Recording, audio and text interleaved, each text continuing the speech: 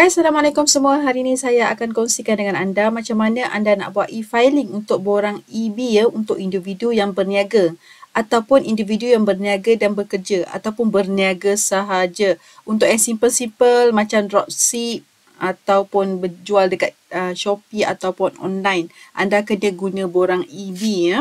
Okey, jom kita kongsikan caranya. Mula-mula kita pergi kepada LHDN website ya, Lembaga Hasil Dalam Negeri. Tengok dekat sini, cari Lembaga Hasil Dalam Negeri e-filing. Kita tekan dekat e-filing. Filing kita akan nampak dekat sini. Ni semua pastikan anda daftar CJ Digital. Sekiranya belum, kita kena dapatkan CJ Digital tu lah. So, nampak dekat sini ada individu Permastautin. Kat sini, nampak dekat sini. BE, tiada punca pendapatan perniagaan, cuma gaji saja. Selalunya orang ambil yang ni lah untuk yang bekerja dan gaji dia ada potongan PCB. Okey, kalau EB ada punca perniagaan. Contohlah awak kerja, dalam masa yang sama ada buat bisnes.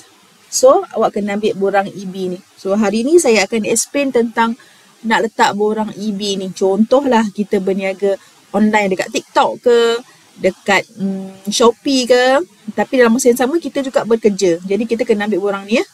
Borang EB. Tekan login saja kat sini. Okey, lepas tu kita akan sampai dekat page ni. Nampak kat situ ada pilihan-pilihan yang kita boleh tengok. Nampak tak? EB dan VE. Ambil EB ya. Sebab EB kita nak buat ada penggajian dan ada juga perniagaan. Ataupun tak ada penggajian, hanya ada perniagaan sahaja. Also kita kena ambil borang EB sahaja. Kita tekan dekat situ dan kita masuk. Bila kita masuk, kita akan nampak benda ni.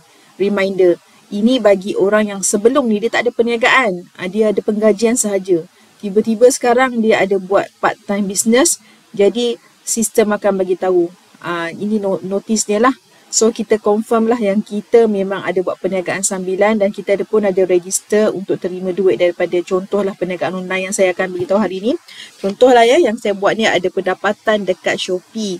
Dalam masa yang sama kita bekerja ataupun kita tak ada pekerjaan lagi, kita dah berhenti, kita buat Shopee ataupun buat TikTok ataupun apa-apa online ataupun apa-apa perniagaan lain yang kita mendapat income daripada tu. So kita tekan saja dekat situ OK. Bila kita tekan OK, button tu akan bawa kita kepada borang yang ada pendapatan perniagaan kita. Okay, sebelum tu kita kena buatlah untung rugi kita macam mana. So simple lah, terutamanya yang buat dropship. So, kita kena letak juga form ni. Tak boleh tak letak. Nanti kalau lembaga hasil dapat tahu, kita susah lah. Okay. Okay, bila kita tekan OK, dia akan terus bawa kita kepada form untuk penyata individu yang ada pendapatan daripada perniagaan. Dia tulis dekat situ. Pastikan betul lah borang ni. Lepas tu kita boleh tengok dekat bawah tu. Semuanya samalah profil individu. Kita check balik semula. Kita punya nama, kita punya all detail dan kita punya pasangan ada dekat situ. So kita tulis, kita pergi next. Ya, dekat page ni boleh tengok ya, dekat sana ada adakah anda menjalankan perniagaan e-dagang online lah tu ya maksudnya. Okey, kalau ada tekan ada, lepas tu dia minta tu link ya. Laman sesawang. Jadi pergi kalau anda buat Shopee, pergi dekat Shopee anda, login, masukkan link ke dalam form lah. So type nama link tu. Dia tak boleh copy paste ya, dia kena type satu-satu. So type semula ke dalam form tu. Pastikan anda isi link tu. Okay, lepas anda isi link tu, anda turun bawah, anda boleh tekan next. Ya, tekan next. Bila dah siap tu, boleh tekan next. Supaya dia pergi ke next page. Tapi tak silap saya kat bawah ni, bila dah tekan seterusnya, dia tak boleh pergi tau. Sebab dia nak kita letak alamat perniagaan. Okay, walaupun kita buat online, tapi masa kita register tu, kita ada alamat perniagaan. Jadi kita kena letak juga alamat perniagaan tu dekat sini. So kalau tak ada, dia tak bagi kita pergi the next page. So pastikan kita letak ikut SSM yang kita register, nama bisnes kita tu lah. Letak dekat sana, bila dah OK, kita turun bawah sekali, dia akan ada next, kita pergi kepada seterusnya. Yang mana tak ada tu biarkan kosong lah, memang tak boleh key in kat sana. Tekan saja next. So kita sampai dekat sini, page ni. Okay, dekat sini ada detail lagi. Okey, sampai dekat sini boleh masukkan income daripada pendapatan daripada perniagaan ya kat sini. Saya letak kat sini net tau. Saya tak tahu betul ke tidak, net profit. Lepas tu turun kat bawah, berapa jenis perniagaan, satu je. Kalau dia ada dua company, letak dua. Lepas tu kat bawah-bawah ni sebenarnya sama macam individu tau. Dia punya pelepasan semua boleh tengok dekat situ. Kalau kita ada benda-benda berkaitan, kita boleh isi. Dan kalau kita tak ada apa-apa, kita tekan je seterusnya. Dekat sini dia beritahu confirm tak, ada penggajian tak ada. Sebab ada setengah orang buat part time ada penggajian kan. Jadi kita letak kat situ. Okay, kalau tak ada, pergi next page. Ada kat sini pelepasan. Kita tengok dekat situ satu-satu. Dekat sini selalunya ramai orang nak claim lah. Sebab banyak pelepasan macam beli komputer. Benda ni semua sama macam individu. Pelepasan untuk anak, KBSP, insurans nyawa. Kalau tak ada, tekan je seterusnya. Bila tekan seterusnya, dia akan automatik bawa kita kepada pendapatan perniagaan secara detail. Dekat sini kita boleh tengok kan, kita punya pendapatan, kerugian tahun semasa, macam-macam ada kat situ. So, kita cuba letak satu-satu. Tapi sebelum tu pastikan kita buat akaun untung rugi kita supaya kita senang nak letak fil dekat sini ya. Okay, saya buat dekat Excel tau semua saya punya keuntungan. Maksudnya kita kalau dropship kita ambil barang kita beli, barang kita jual tolak dengan kos kita beli. Itu saja. So kat sini ada banyak tempat-tempat kosong. Apa yang kita kena buat yang kita tak berkenaan dengan perniagaan kita, kita biarkan kosong saja. So mari kita buat satu-satu sama-sama. Okey. Kita tengok yang ni, pentafsiran ke belakang sebelum-sebelum ni tu kalau kita tak ada biarkan je lah kosong kat sini. Okey, kita teruskan. Okey, kita pergi bahagian bawah ni ada diminta maklumat perniagaan. Okey, letak nama perniagaan kita yang kita register dengan SSM. Lepas tu dekat bawah tu, okey, ada kod kod perniagaan. Kat sini kita tekan adopt tu. Kita tengok dekat senarai list tu, nampak tak kod dia dengan senarai perniagaan dia punyalah banyak. So, kita ambil yang paling dekat berkait dengan kita punya perniagaan. Kita pilih daripada situ. Ya. Okey, untuk kod saya dah jumpa kod yang sesuai. So, saya ambil kod tu dan saya tuliskan dekat ruangan tu. Okey. Lepas tu dekat bawah tu ada aktiviti perniagaan. Saya tulis je dekat situ online. Perniagaan dalam talian.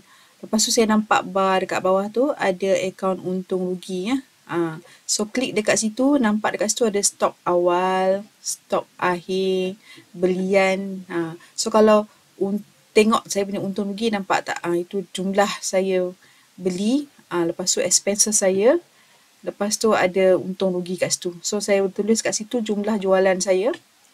Okey, stok awal dengan stok akhir tak ada, biarkan kosong. Lepas tu okey, belanja beli bahan. Beli bahan tu maksud dia kos modal yang kita beli kita punya barang lah. Secara online kita buat dropship tu kan. Kos kita beli tu. So kita ambil kat sana, kita highlightkan semua. Lepas tu saya nampak jumlah dia berapa dan saya tulis dekat sana lah jumlah dia berapa. Jumlah kos kat situ, kos pengeluaran dia. Okey, lepas tu anda klik dekat butang perbelanjaan. Dekat sini saya rasa ada yang kita buat iklan online ya. Macam kat Shopee ada iklan online. Berapa kos dia kita tulis kat sana. Dan ada perbelanjaan lain yang kita rasa berkait, kita boleh tulis lah. Kita boleh fill in lah. Kalau tak ada apa-apa rasanya, kalau aset tetap semua ni untuk dropship kita tak ada ya. Tak ada, tekan seterusnya sahaja. Dan kita akan pergi the next page.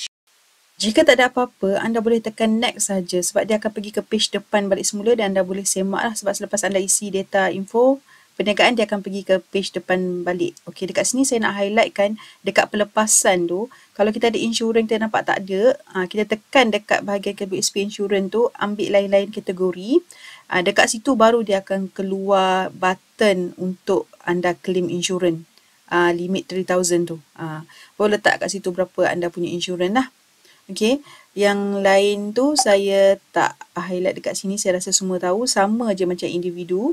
Letak insurans anda dekat sini ya, sebab tadi dia terhide kan, dia tersembunyi kalau kita tak letak. Okey, dah letak tu, kita pergi bawah je, kita tekan next, next. Yang lain sama macam individu dan sampai dekat page page summary. Okey, kita tekan je seterusnya. Okay, kita tunggu sampai kepada page summary, rumusan, dia akan tengok berapa banyak kita kena bayar. Bila kita tekan next, kita akan pergi dekat akuan tau. Dekat sini baik kita baca dan kita kena simpan dokumen selama 7 tahun. Lepas tu kalau kita boleh cetak keluarlah data draft yang kita dah buat tu, kita boleh cetak dan simpan dalam PC kita. Kita tengok kat sini ni contoh yang kita simpan dalam PC kita. Lepas tu ada baiknya jika kita tengok peringatan penting dekat sana. Okay, untuk kita tahu sebab sebenarnya untuk pendapatan dengan perniagaan Setiap tahun kita kena hantar bulan 6 ya.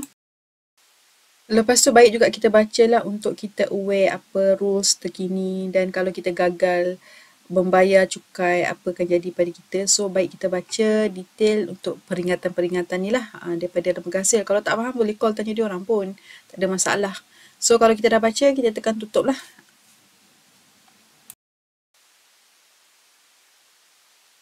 Okay, last sekali kita boleh tanda tangan dan keluar lah.